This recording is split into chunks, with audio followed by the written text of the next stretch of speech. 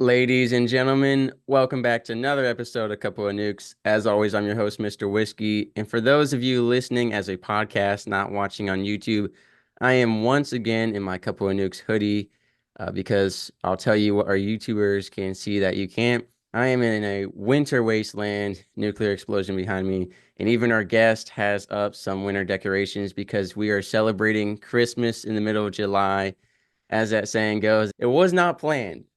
My guest and I met months and months ago, and the email just never got sent out. And now it lined up perfectly. This is why I believe in God, because now we have Christmas in July, actually unplanned. I'm here with Mr. Todd Zimmerman. He is an author, not just any author, an author whose work has been read by the First Lady. And we're going to talk about that. What we're going to talk about is not just his books, but the power of children's books. How much power do books have over our children, the books we read them and the books they find on their own? So, ladies and gentlemen, comment below, what is a book from your childhood? And we're talking early childhood, so not the Magic Tree House or R.L. Stein. I'm talking before that, like, would you get if you give a mouse a cookie, the hungry, hungry caterpillar? We're talking about children's books for those younger children. What is your favorite and why? Was it the lesson? Was it the artwork? Why did it stick with you? Maybe it's just nostalgia. Sometimes it's just the fact that it was a family tradition. A lot of families have it where every year the father of the household will read a same book on Christmas or whatever holiday. In this case, Christmas, Oliver the Ornament. So, Mr. Zimmerman, please introduce yourself a little bit and then tell us all about this book. Well, thanks so much for having me. So, like Mr. Whiskey said, my name is Todd Zimmerman. I am the author of Oliver the Ornament. Oliver the Ornament is a 7-book series about one family's collection of Christmas ornaments. The first book starts Thanksgiving night. The last book ends Christmas morning, with every book ending with a really super exciting cliffhanger. Each book in the series tells how the different ornaments entered the family's collection, while also teaching kids really important lessons like friendship and forgiveness and determination, and really most importantly, kindness. Wow. Now, how is it being a children's author? Because I'm an author, but I write to a much older crowd, and I've thought about writing my own children's book, and it's such a different world because you have to get it down to their level without losing the message and without belittling them. So, how did you end up? Where did this all start that you ended up writing a children's book? Well, it's really kind of a wild story. I was in corporate America for 20 years Wow. and was very comfortable, was very just my career was planned. I was planning on Right. retiring in X amount of years. I had a great pension, I had a great 401k. Everything was Good planned. stuff. Yeah, it was all perfect. And then on my 20th anniversary, I lost my job in a major downsizing at the company that I was at. And 10 months later, I was decorating a Christmas tree and I was hanging the last of 200 ornaments on the tree. And someone said to me, "You don't have to hang every ornament on the tree." And I looked at them and Mhm. I held up the last ornament and I said, "Well, what am I going to do with this one? Put him in the attic where he's going to miss out on all the fun this Christmas? And then all the other ornaments are going to go back into the attic in January and make fun of him because he missed out on all the fun." And Right. right then, the light went on in my mind. I'm like, "This Wow. is brilliance." And a children's story about an ornament that gets left behind in the attic. So for 4 days, my wheels are just spinning back and forth. My background is marketing and advertising. And I'm just Right. thinking, okay, this is too good of an idea not to execute upon. And I'm thinking, okay, it has to be a series. There's going to be ornaments sold with it. There's going to be other products that go with it. Right. And I'm just thinking, this is that $1 million idea, if not larger. And Christmas morning, you said why you believe in God. Christmas morning, 4:30, 4:30, I wake up at my mom's house and the story popped in my mind. I went down to her computer and by 5:15, the story was written. And Wow. 18 months later, I launched the business. Wow. I gotta say, 200 ornaments is a lot. As soon as you said that number, I was like, wow, that's a very celebrative family. It's funny. In my family, we didn't have the classic ornaments. We each had our own unique ornaments. So I had a pickup truck with a tree in it. I had a violin. I had a raptor. And each year we would always hang up our own ornaments. We had our own personal ones, each family member. And then the rest were whoever wants to hang it up. My parents try to get the ornament where you can put pictures in it. They try to get one of them with each of my siblings and I. So we each had a family ornament. And I gotta ask you, Mr. Zimmerman, are you a star on top, angel on top? What kind of tree topping kind of guy are you? Well, very good question. I grew up with star on top, but Okay. in my series, there's angels on top. Okay. One of which is Interesting. named after my mom. Oh, that's beautiful. And so, wow, I just love this. This idea is just how the way book ideas come about. As an author, I've had some crazy. Some of my science fiction, my realistic science fiction, it was just in high school biology class. A teacher just said something. I was like, well, what if we just change this thing? And then I'm just A little think, bit. like you said, the wheels are turning for a few days afterward. I'm like, how can we and then I before the book is written, I've always been the same way. What merch can we make? How can we Yeah. market this, right? And especially you having that background for so long. And it's a blessing and a curse, like you talk about getting laid off right at the end. And that happens to way too many people. I mean, companies don't want to pay their retirement package or whatever it is, but for you, it was as one door closes, another open, and it led you to this whole new life you're living after when you were supposed to be retired right now, and now you're out there working a whole second career almost, right? Yeah, it's kind of funny because I'm in a big group of my college friends. We've got a group text that goes on, and our friends are starting, some of us are starting to retire. And the group name is Future Retirees of America. That's our text group. Nice. And I tell them, I'm like, I'm never going to be retired. I realize I will not be retired in my life. I will be working until I'm dead, which Yeah. is fine because this isn't really, it is work at some point, but Right. it's so magical and so enjoyable. It's funny, I was just on a group call yesterday with the amazing Steve Wright. He hosts a Drop In Tuesday event on the Managers Who Lead Facebook group. And we talked about the infinite race, how when it comes to podcasting and writing, it's just an infinite race. A lot of people, there is no winning. There's no end goal when you're podcasting and writing because you're putting out a message, whether it's through books or podcasting. And the only way you lose is if you drop out. And like you said, it's something that we can do more and more. So I gotta ask, do you have more books in you that you plan on writing and releasing one day? Or is it just Oliver the Ornament is gonna be the main focus? I have a few that I'm working on that I'm conceptualized. One is a teen chapter book that is really magical and involves time travel. And it's a series where children will go back and they'll study the moon landing and they'll learn about Abraham Lincoln and they'll learn about Martin Luther King. So that's one that I'm working on.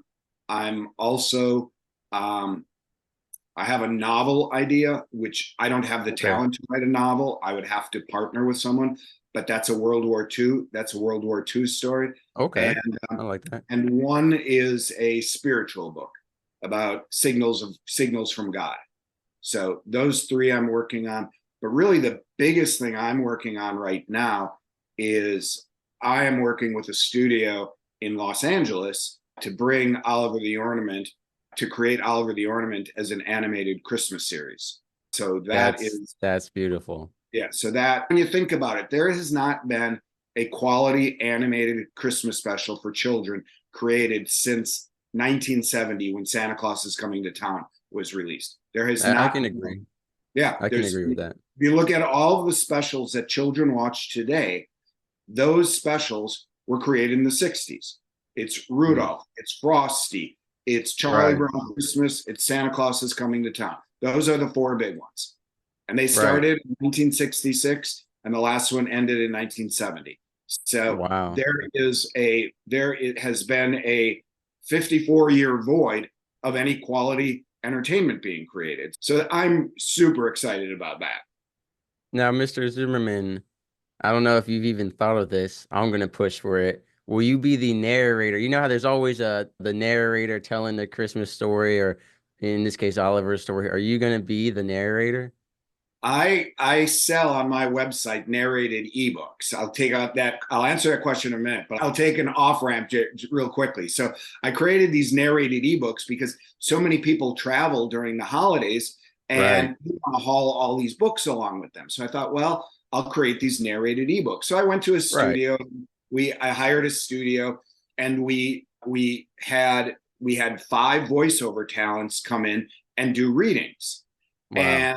And the first one, I was like, I'm not crazy about that one. The next one, yeah, I'm not so crazy about that one. The next one, the sound mixer, she didn't like it. And for whatever reason, none of us agreed on any one of them. And Wow. then the producer said, Todd, why don't you go in? You kind of have a radio voice. And so I went in, and I am the narrator on those narrated ebooks. So, and I should be, because nobody knows the story better than me. So Right. I know where the inflection should go. I know where this should go. So, but now to get back on the highway and answer your question, no, I will not be the narrator. We are in discussion. We will be in discussions with some Hollywood talent that would make this a remarkable, remarkable endeavor. So Okay. the name Todd Zimmerman doesn't resonate like the name of an A-list celebrity that we're hoping to get. Right. And you think about those specials back in the 60s. You had Fred Astaire was the mailman in Santa Claus is Coming to Town. You had Boris Karloff was the Grinch. You had Burl Ives was the snowman.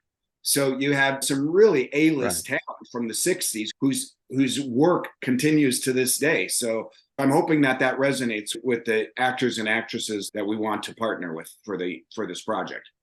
Well, I'm excited for that. And when you say animated, is it going to be kind of a 2D cartoon? Or are we talking like a claymation, or what kind of style are we It's thinking called about? stop motion, so it's going to Okay. be like Rudolph, except Okay. 2025 version. Hmm. So it'll be much more technologically advanced Right. than Rudolph was, but it's still an actual producer in a studio manufacturing Right. the Oliver ornament and moving his arm and moving his leg, one frame at Wow. a time. Wow. I know we haven't seen a lot of that other than the one Pinocchio special not too long ago that was fully stop motion, but it's just a style that has gone away. So I'd love to see that brought back.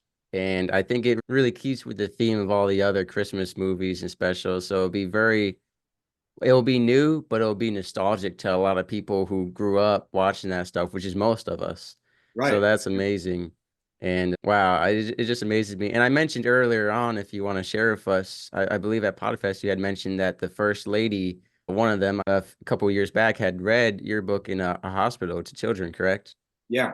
Yeah. So in 2018, my mom was very involved with my business. She loved every aspect of the business. She was involved with, we'd have a new Nice. character created, and I'd send her an email. I'd say, Mom, take a look at it. And she'd have this belly laugh, and she'd laughed about it. And she'd say, oh, Wow. maybe we should move this here or that there. And so it was just a great joy for her and I to work together on it. So she called me in January of 2018 and said, Todd, you know what? You need to get the book in the hands of the first lady.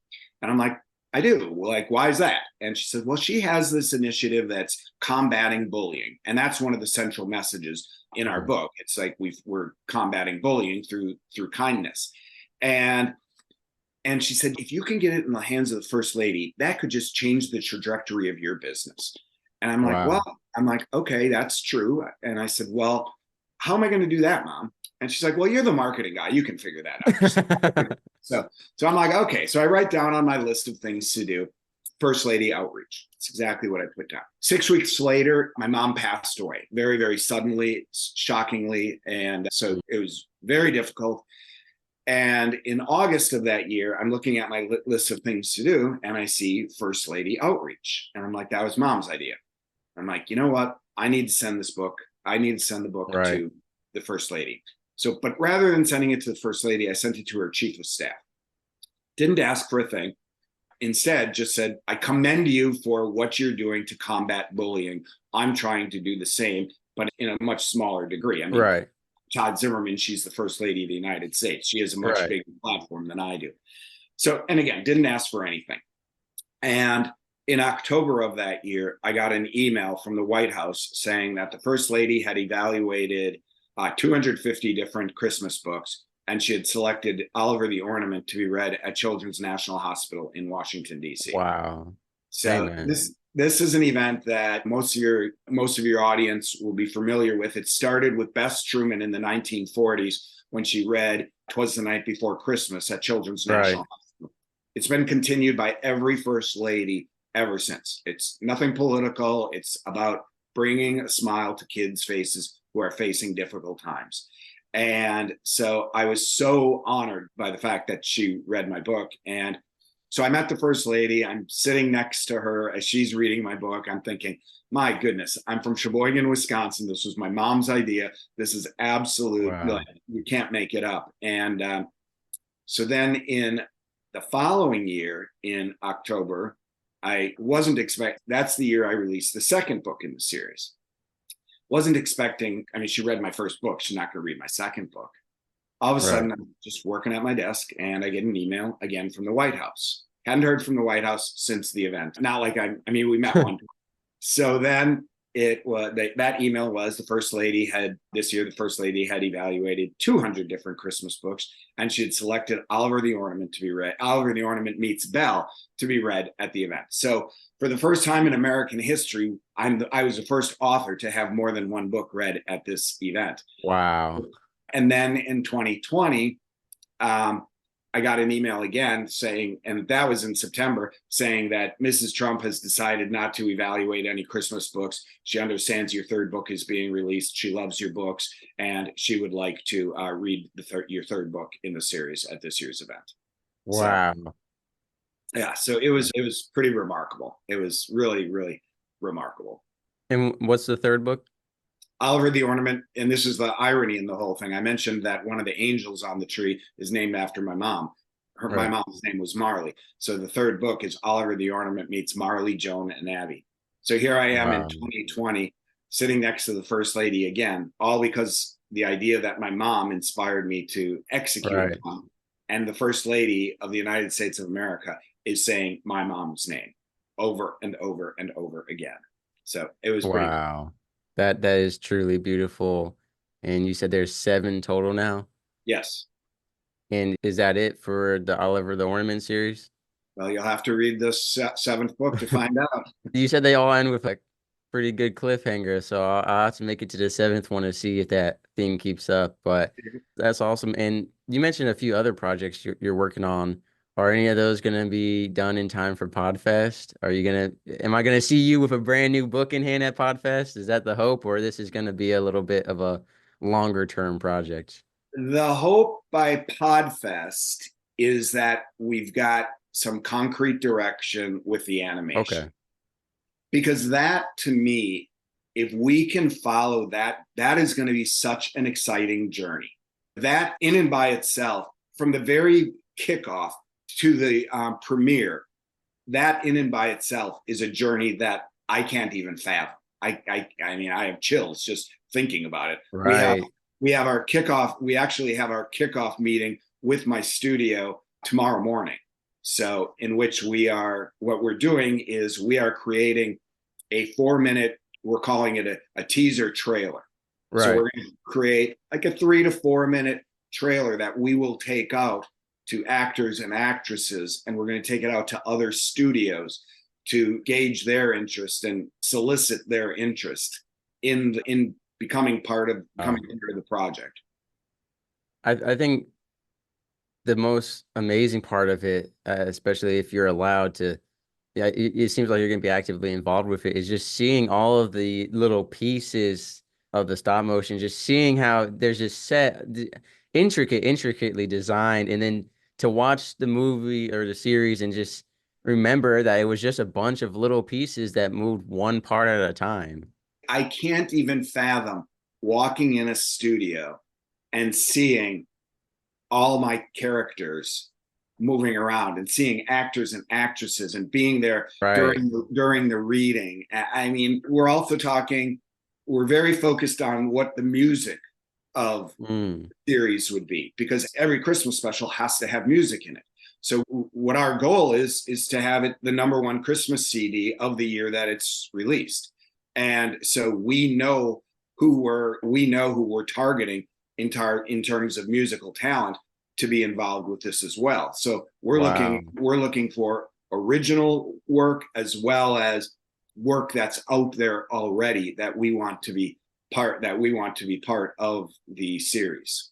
Wow, you're bringing us a new series, new lessons, new music, really up in the Christmas game, which has become a very monotonous. So I'm glad to see a new introduction.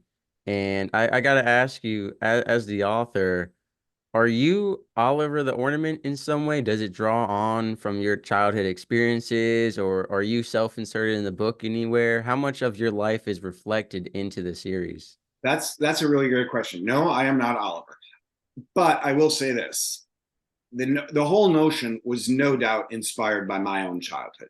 I had a great childhood. I had a great Mm, family. I have a great family.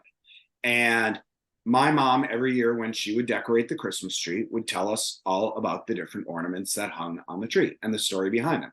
This one was made by her parents' next door neighbors, Bill and Anna Kirschner. And I still have that ornament on my tree. This ornament came nice. from Grandma Hilda, and this ornament. So the whole tradition of telling stories about your own ornaments was a Christmas tradition at my home.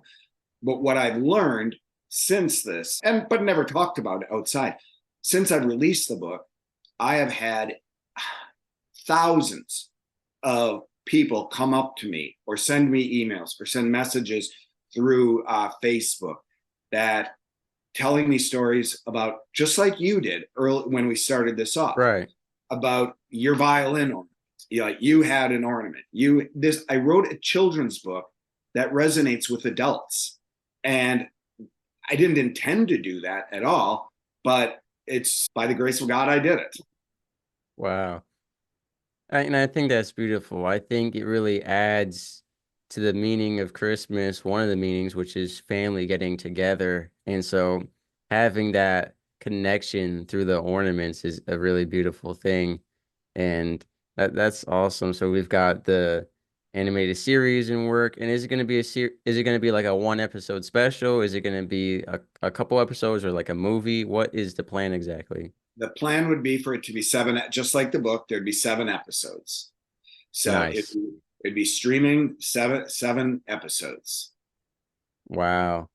That's amazing. I just listening to all of this, I am just amazed with how, just like you said, this is a little spark, just a little idea, and then just how far, I'm sure every now and then you look back and you're just like, wow, I can't believe you never, it's not like any of this was planned. This is just, No, it just self-perpetuated. So, when something like this, I was asked a question a couple of weeks ago from someone who said sometimes that can feel that if you have a new business idea or you have like an endeavor, it seems like so difficult, like so overwhelming. Like, how do you even like begin?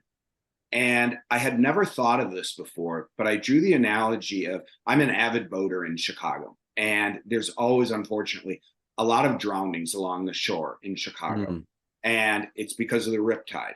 And if you know anything, if you're a swimmer, if you know anything about the riptide, right, you let the tide take you. You roll on your back, you don't fight it. You just let the tide take you, and you will right, be perfectly fine.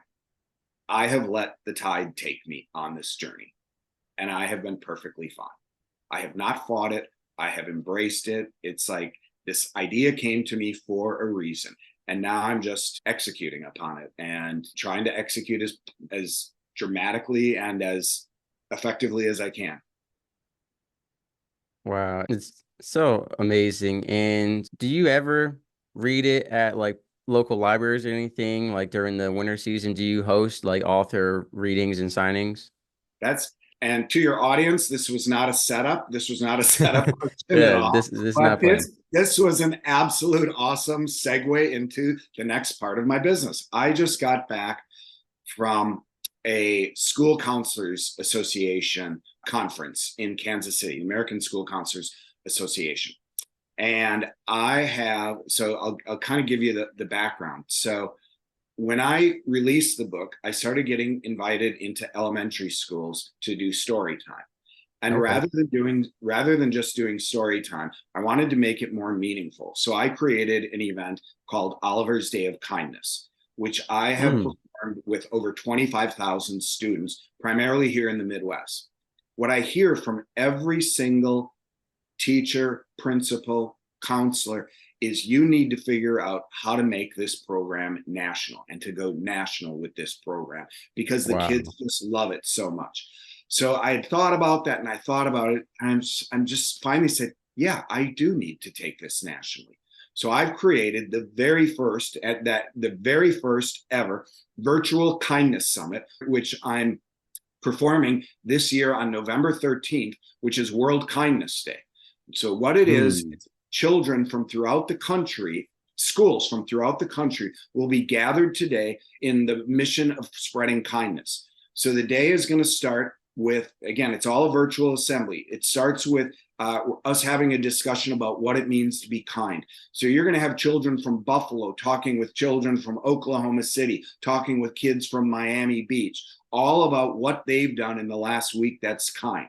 Then we're going to get into story time. So I'll be reading the book to all these children from throughout the country, reading the book to them. So they get to hear an author reading them their Wow. book. Then afterwards, we're going to ask the children what they heard in the story that was kind. There's a lot of examples. Right. And then finally, we have this open mic Q&A. And the children love this because they can ask me anything. And children at every school, there's at least one budding author. So he or she will ask me one question and then they'll ask me another question. And then that wraps up the virtual part of the program. Then the children go back to their classroom, and the first thing they're going to do is make cards for hospitalized children. We're hoping to have 100,000 cards made this Christmas season. After that, we're creating what I'm calling the kindness coloring contest. And I'm super excited about this aspect of it because this Mm. one involves not just the children, but the community. So the children will create these pieces of art depicting different acts of kindness. They're going to upload them to a website, and then their family, friends, neighbors, mom's pickleball club, all voting on the best piece of artwork. So instead of having 500 children, if you have that are exposed to this message of kindness, if each of the 500 students has 10 people vote on their artwork, you're going to have 5,000 people all viewing this gallery of kind art. So I'm super excited about that. Then the kids fill out a pledge of kindness. They get a certificate of completion. And at the end of the day, the children are surprised by one final act of kindness. Every teacher from every participating school is going to give each student a free electronic version of the book with the instructions to do one more act of kindness, and that's share the story with your family this evening. Wow. Talk So, about Mr. Zimmerman. You mentioned just letting the riptide take you, and this is a strong, strong current. I mean, I just asked about local library readings. This is amazing. So, is this going to be the first year that yes. this happening? So, there's a lot of stress, a lot of Yeah. excitement too, as well. A lot of excitement for this. So, that is amazing, and just the power of technology to connect all of us. And so, Well, then, essentially there's going to be students are going to be looking at the smart board or the TV in their classroom, and you're going to be up on there reading the book. yeah. Yeah. Well, when I start reading the book, the screen will actually morph into the book. So they'll be able to read along with it. We're doing another program. One of the first schools that signed up for the program said, we really like this idea, but we wish you had more than just one. So now I created another program. Again, I've got 7 books. So Right. we're creating a smaller program that's available to only 24 schools nationwide. And that program is going to be once a week, twice a week, from November 13th through the week of Christmas before school lets out. We'll be doing one program or 2 programs a week tied to each of my books. So the children will tune in, the schools will tune in, and then the second session, I'll be reading the second book. The second session will be followed by another discussion about kindness. Right. The children will go back to the classroom. They'll do another act of kindness. So that one, they're going to make cards for the elderly. Then 4 days later, we're going to have the third book, and there'll be a new kindness activity. And then what we're also doing with that program is we're connecting first graders from a school in Buffalo with first graders from a school in Oklahoma City. So they're going to have kind of like, it's the old fashioned pen pal, but it's going to be Right. classroom. So we could be creating lifelong friendships from children in Buffalo and Oklahoma City, for example. Wow, that's awesome. And what we really need is where each of the students makes their own ornament and gives it its own story, and then they all swap or put it into like a bin, and each person grabs one, and then they take home. They have their own ornament with their own story. I think that would be That's great. a great idea. I might add that Oh on yeah. to the program. Yeah, that's Oh yeah. actually By all that's a great means, idea. because like you said, each of these ornaments has a story, and then what's really interesting is if you have the kids making their own ornaments with their own stories, it's like why did they choose that story? And kids, they could make up some crazy stuff. But what's also interesting is, at least as an author, a lot of what we write is drawn from real life. And it's interesting to see what these children draw from. And so it's amazing that you're able to present some really big, important lessons to children in a fun, but narrative way. And so, what are some of the big takeaways that you really want the children to leave with? Obviously, kindness is a big one, but it sounds like it talks a lot about outcastment, which we have a lot of that in our society nowadays. And with technology, I mean, children are really, their social life is very different, and there's a lot of hate being passed around. Well, when you see with Oliver here, I'll pull him out of the box here, put him up so those who are viewing can see him closer. But you'll see Oliver has a broken arm. And Mm, because he has a broken arm, he gets bullied by some of the other ornaments. But even though he gets bullied, he still has this magic and this kindness in his heart, and that helps him overcome all odds to save the day in every single book. wow. So what we're teaching children, in addition to the lessons that I mentioned earlier, what we're teaching children is that even in the face of adversity, if you put your mind to it and you work with others, you can accomplish anything. And so that's that's a centerpiece of each of the stories. In fact, I have what I call the hero chapter in every one of my books. And in the Nice. hero chapter, I'll show you an example in book 3. The children are reading a book. They're reading the book and they see an illustration, and then all of a sudden there is the hero chapter where the children actually have to turn the book vertically. And in Mm, this example, Oliver, with the help of his friends Marley and Joan, helps save Fraser and Mary from certain doom from a naughty wow. ornament that was left behind in the attic. Well, and what's great about that, Mr. Zimmerman, which I don't know if this was the thinking behind it, but by having the action associated with it, it really turns it into their memory. It's like that vertical chapter. I mean, you really help ingrain the lessons. Was that planned? You were like, I want to make sure they get these lessons. I will not take credit for it. It was my illustrator's idea, and I thought Okay. it was a brilliant idea, and I loved it. I loved it so much. I said we're doing it in we're doing it in every so it's in every single book.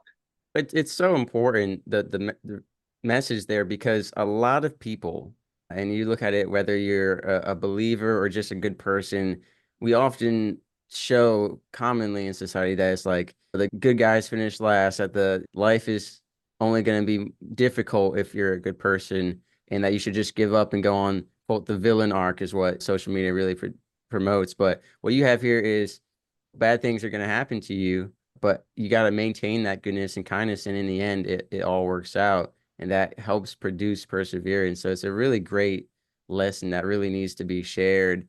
And I'm glad you're sharing it. Like you said, I was just amazed with how much it has grown from what you initially started with. And if people want to partner with you or learn more, where can we find you on social media or the internet or wherever? How can we contact you? You can get in touch with me through olivertheornament.com. That's where all the product is available. All the product is available there, and you can leave me messages. You can there's a contact us button on the website if you want to learn more about our school program or just have a conversation. Awesome. Yeah. And ladies and gentlemen, as always, all that information will be in the links below so you can check that out. And it's July, so you have plenty of time to get these books in time for Christmas. Especially nowadays, you can get them like overnight pretty much. So you got plenty of time, great gifts, especially if you're new parents, you got young kids. I mean, what better gift than, in fact, you've got gifts for your kids for the next 7 years if you get one book a year. Each year, add on another book. And that's really funny that you mentioned that, because that's kind of how I anticipated my business growing. And I just thought people would buy one book, and then next year they'd buy the next book, and Right. next year. Starting last year, we bundled everything together. Last year we had 6 books and 11 ornaments. Okay.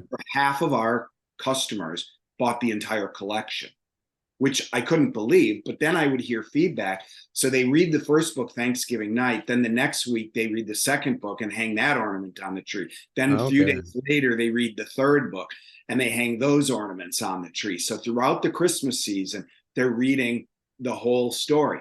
The last book is a 2-part book, and the first part 1 takes place Christmas Eve, and part 2 takes place Christmas Right. Day.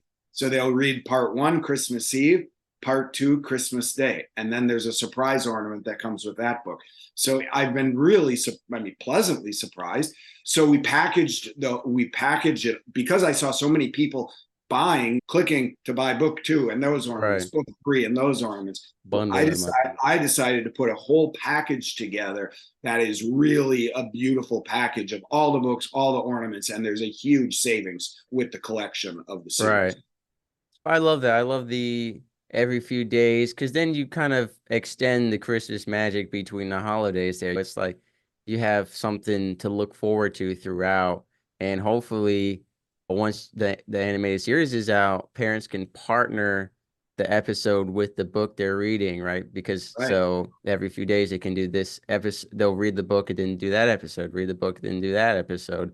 And so it's And look how, families are so busy the way it is. When I was growing up, we didn't have schedules. We went out and played and went right. bicycling and then came in when dinner was ready, and then we'd go out and play again.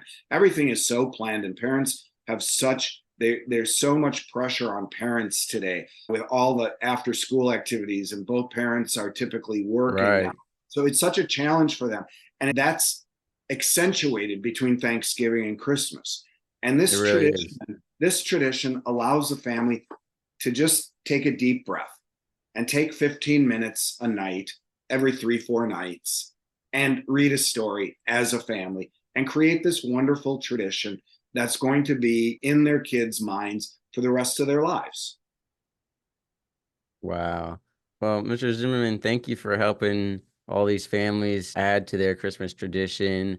I'll be seeing you in a couple months and hopefully you'll have some updates, but we might have you back on the show when things are launched. It seems like it won't be this Christmas exact for the animated No, series. it It'll won't. probably be another year or two, but I am looking forward to that.